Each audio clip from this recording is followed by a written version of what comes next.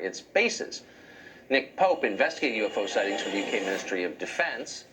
He's been dismissed by others as a conspiracy nut. Turns out he wasn't. He was totally right. And he joins us tonight. We're glad to have him. So, Nick, first to the news that the U.S. government has investigated the health effects of contact with UFOs. What does that mean?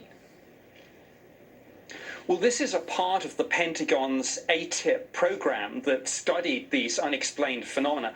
And it's a part that we haven't heard much about. Everyone's been concentrating on the videos of the Navy jets chasing the UFOs. But if you go back to Harry Reid's letter to the Department of Defense, he describes this in terms of the human interface and human effects aspect of the program.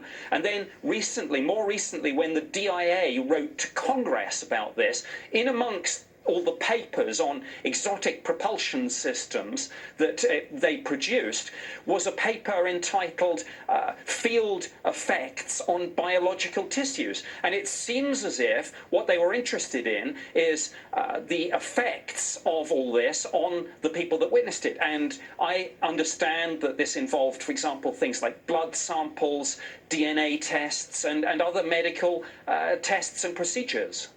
So, I mean, what this really tells us is that UFO encounters are so common that they worried about the health effects of those encounters on Americans. So there's really no question that the U.S. government has known for a long time that something profound is going on. I'm not saying they know what it is, but they've lied about that. Why have they lied about that for so long? It's bewildering. Well, I think there are very difficult defense and national security issues here. And there is also this blurring of the lines. We don't know, we really don't, whether with some of these things we're talking about Russians, Chinese, right, or something from, shall we say, farther afield than that. And so there's embarrassment. The other point is you can't say we've lost control of our own airspace.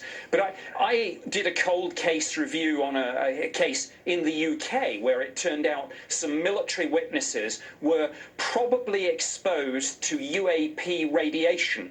Now, UAP is the British government term for UFO, unidentified aerial phenomena, and these people are now trying to get medical settlements for health issues that they attribute to these close encounters. It's almost like there's a whole kind of parallel world going on where these stories are addressed, but the rest of us are not even aware of it. And we sort of know that there are these UFO nuts, but it turns out lots of sober, well-educated people have been devoting an awful lot of time to studying this stuff for decades. And I'm just amazed that we didn't know. Well, the Ministry of Defense was studying it, the Department of Defense here and the Defense Intelligence Agency. And of course, as you said in your introduction, just last week, the Navy have announced a new policy on this to encourage their pilots and their radar operators to come forward and speak out, to destigmatize it. I support that. It's unfortunate that we're not going to get, apparently, the data that's actually produced under this. I hope we can get unclassified summaries, and I certainly hope we can get, for example, a copy of the guidance that they say they've just issued on this, because that will give us some clues as to what's going on here. Why the hell isn't the Today Show leading with this every morning for the next 10 years? Is there a more interesting story? I don't think there is. Nick Pope, I know you agree with that.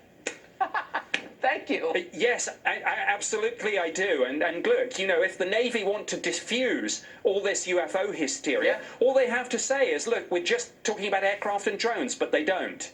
Yeah, no, they don't. Telling. Nick Pope, great to see you tonight. Thank you.